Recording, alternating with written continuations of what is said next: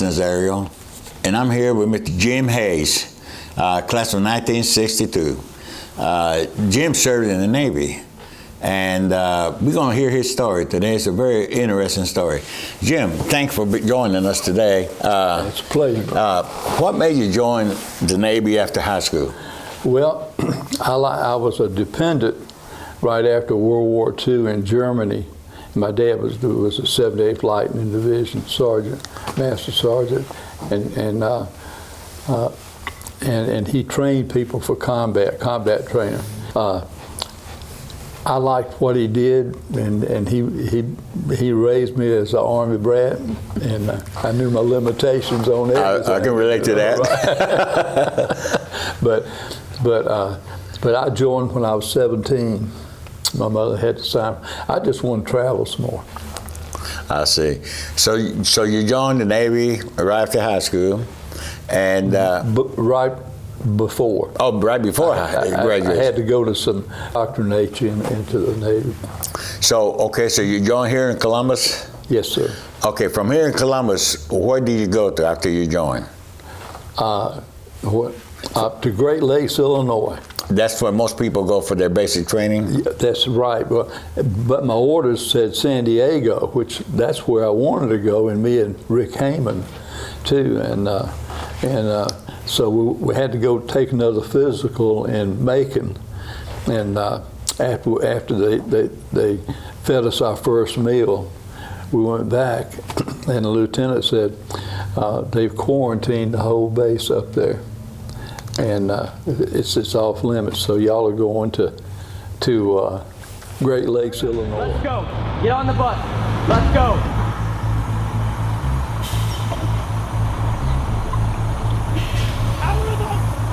Recruit Training Command is the quarterdeck of the United States Navy. Good order and discipline will be maintained 24/7. Proper military posture will be maintained 24/7. Every enlisted sailor begins their naval career here. And our mission is fairly simple. It's to transform civilians into smartly disciplined, physically fit sailors ready for follow-on training and service to the fleet. And while doing so, to instill in them the highest values of honor, courage, and commitment. You are no longer a civilian. Whatever you were before is now over. You are about to begin a journey that's going to make you a part of the greatest naval force the world has ever known. Is this 1962. It's still 1962. Right, okay. Right. Okay. 1962. So when you got to Great Lakes, I heard all kinds of stories about Great Lakes from the guys. When you got to Great Lakes, where did they take you to? What was the first thing they did? Well, they took us to some barracks up there, and a guy came by and said, "Does anybody in this barracks play a musical instrument?" I said, "Well, I was in the Baker band. I'm a trumpet player." And he said, "Would you like to be into the Stars and Stripes?" And I said, "Band?" I said, "Sure would." He said, "Well, just come down." The chief said, "Just come on down and I'll take care of you." And when I got down there, he said, "I want you to play these scales for me," which was simple. And he said, "Okay, you're on." So we got to play for graduations there too. We were still going, they had all the training. It's just extra training there. Mm-hmm. That's very interesting. The Army was different. It was different with me, but it was different. But anyway, so after basic training, what did you do after that? After that, after basic, we traveled to South Carolina, but it was only for a short time, and then they sent us to Cuba. To Cuba, Guantanamo Bay? Right. I've been there. Guantanamo? Yeah. Anyway, I'll tell you. I'll tell you a story about that. Well, anyway, so what did you do in Guantanamo Bay? Guantanamo Bay, I was a yeoman, still a navigator's yeoman. Okay, that's, yeah, those Navy terms, I think you got to explain them to me, you know. Well, a yeoman is a navigator? Yeoman is a lot of things, you're responsible for the files in your office, which is terrible, and because people let things get lax.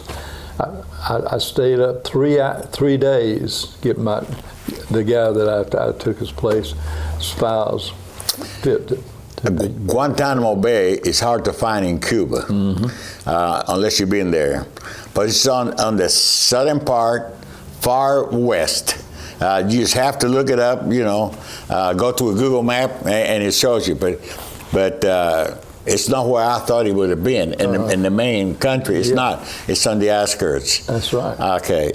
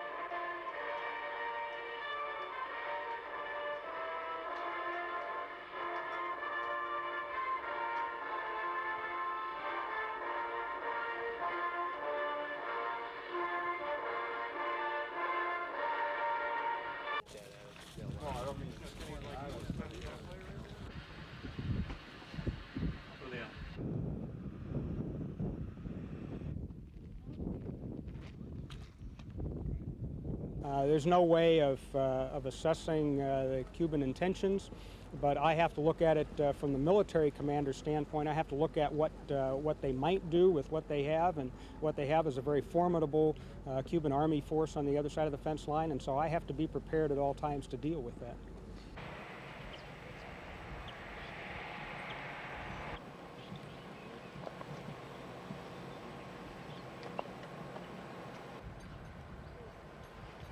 I don't really dwell on it being risking my life every day. I deal with it as it's a job. You know, that's what I came down here to do.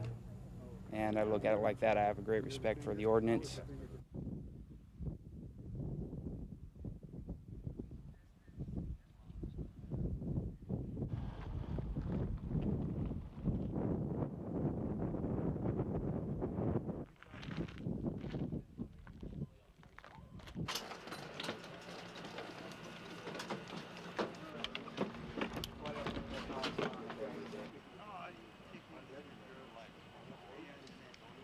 So how long were you in Guantanamo Bay? I was in Guantanamo for blockade duty. We did blockade duty off and on. The day that our president was killed, we left. I never got to put my foot down at Gibraltar. I wanted to go there. And I was going to go there the next day, but when we got the word that he was killed, the next day we were all standing in ranks, and he said, skipper says someone has killed our president, and we're on our wartime rating again. So we went straight to Guantanamo. I see. And you could not step off the grass. You could not. You had to watch where you walked, because they had row mines, and they had a thing here, a puller, and they could pull it down and set off about 20 or 30 of them and blow you to pieces. But there were several Marines at each one of them. You know, I'm glad you mentioned that, because I have always wondered what was Guantanamo Bay was there when the Russian ships were going to Cuba. That's right. How were they ready? And some of us better than some. I'm sure they had to be ready. We were ready. So I'm glad you're here to bring some light on this. Yeah. There was a landing party organization, and then there was a ship. We would stop ships on the high seas. My weapon was a Thompson 45 submachine gun. And if you held the trigger back on automatic, you had to push down on that barrel because that thing will go up. Go up. Exactly right. And I asked the chief one time, I said, if I have to go aboard a ship, those ricochet 45s would kill me. And he just looked at me and smiled. Now, so after Guantanamo, where did you go to? After Guantanamo, we went, let's see, back for a few weeks leave.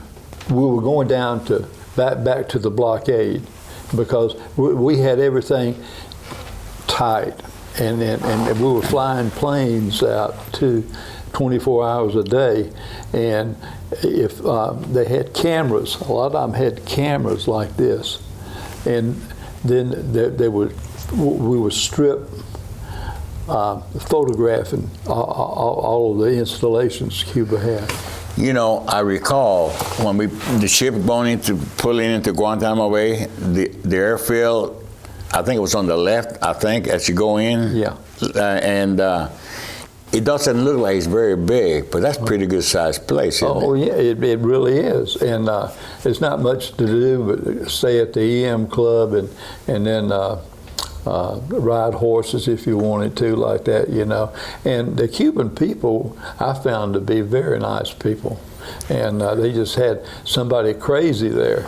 Yeah, I think, and all veterans will agree, I think, most of them anyway, that the general population are good people. They are. It's just the leaders. Right. You know, the leaders and well, yeah, I'm getting off subject. I'm starting to think about Vietnam right there, how they had their children souped up with bombs and all that. Hand grenades on them. Yeah, yeah. Well, you know, the thing about it, they could have taken Guantanamo any time, but they would have paid a real heavy price because every probably 30 yards there was a Marine there, and he had, like, you pull electrical thing like that, and that would start the mines going.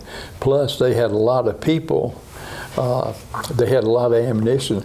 The one thing the Cubans didn't have, and Khrushchev was our buddy on this one, and that's nuclear, because he figured they were crazy and they would start a war.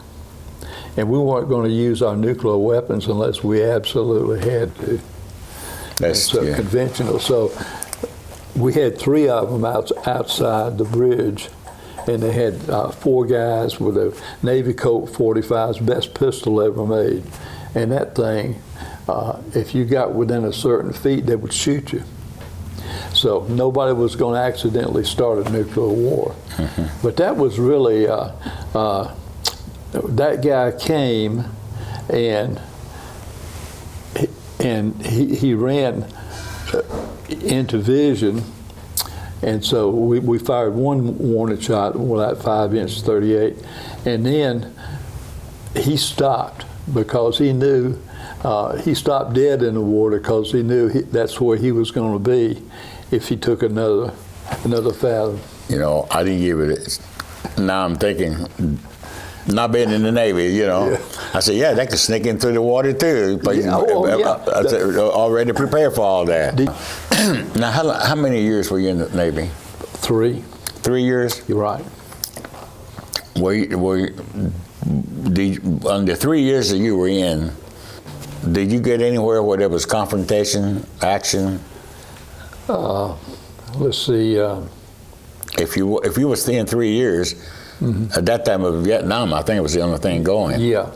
Yeah. What the Navy was using is those 5-inch 38s. If they got a call in a land battle and it was visible, they could call up, and then the Navy would provide firepower. For those of us that were not Navy, you say 538. You talking about the diameter of the diameter is a 38. It's a 38 inches? Yeah, and then you mean that's this big, isn't it? 38? The shell is about that big. Okay. But they're very powerful. They'll take down an airplane. They'll take down a bunker. But that's one of the best guns I fired. A friend of mine, it's an electrician. He lives in Talbotton, and he cleaned his house, and he found 150 caliber round and a 30 caliber, and he gave them to me, and I forgot how big they were. Those things were big, you know. Yeah, I mean, heavy too. only Superman came, you know, right there. But Jim, anything you'd like to say about your time in the service, and to maybe how you feel about other veterans, other services? Oh, yeah, I tell you how. Well, you know, the surgeons saved my life, and saved my right arm too. And but I can say that we're all brothers. Oh, that's exactly right. You know, I'm gonna tell you. Well, no, I don't know, because we're talking about you. But anyway, Jim, I wanted to thank you for sharing with us. You know, it's a pleasure. You know, it's well, I remember when Ranger Jones and I had a radio show, and I interviewed some veterans. Yeah. And they were in Myrtle Beach. Yeah. That's where they lived. So we was doing long distance through the radio. And two of the Korean War veterans, one was a pilot. Right. And he was a lookout point over Hamburger Hill. Yeah. What? He says, I seen them. They were shooting at us too. And he said, it might be up to us veterans to take our weapons and take this country back. Right. It's going to run the wrong direction. So anyway, I don't want to talk about politics. Yeah. We'll be here all night long. I want to tell you that on my fog watch what happened to me. That's the closest I've ever been to get killed. But I was working about 4 o'clock, and I worked early in the morning, so people didn't bother me, you know, because we had to go over the ship's log, and that thing is, everything is legal, you know. And so it was fogged out there, and no ship is allowed to move, I mean, until everybody leaves. And we were right in the middle of Hampton Roads. Been there. Yeah, and so we were waiting to go back down for blockade duty, and in Cuba, and he came in and he said, Hayes, would you take this guy's watch, the fog watch? He's sick. And I said, yeah, aye, sir. So I went out there and relieved him, and my every ship, maybe not, they have different ways for warning people about fog and stuff. But what happened, I had to ring this bell. It was amidships on the port side, the left side, and you had to ring it 10 times every minute. And of course, it went way out there on the water, and there was a lookout, I guess about 60 feet from me, and on a clear day, he could see 25 miles at sea. So anyway, so we were just in place, and lo and behold, that guy jumped up. I saw him jump up and start running off. And you don't lose. I mean, that's a brig offense right there. That puts you on bread and water for a long time. And anyway, I yelled at him. He kept going, and then I could see the top, like this ceiling, and it was the bow of a tanker that had offloaded. That's why they were riding so high. And then I heard a noise behind me, right where the screws are on there, and I saw another one. And I said, well, we're fixing to get hit like this and like that. Now, I was on the last carrier made that used black oil. And it will kill you, it will burn you alive, even though you jump in the water, because that oil gets on you. And so I think we had about 500 people on my ship. But anyway, so I had to do some quick thinking.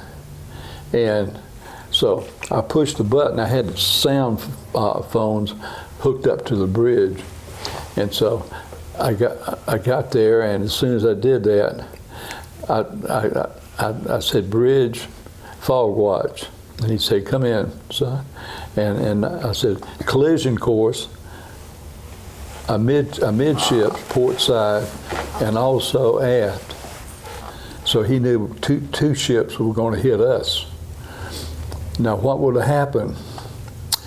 That we carried bombs. We carried bombs. We carried ammunition and everything.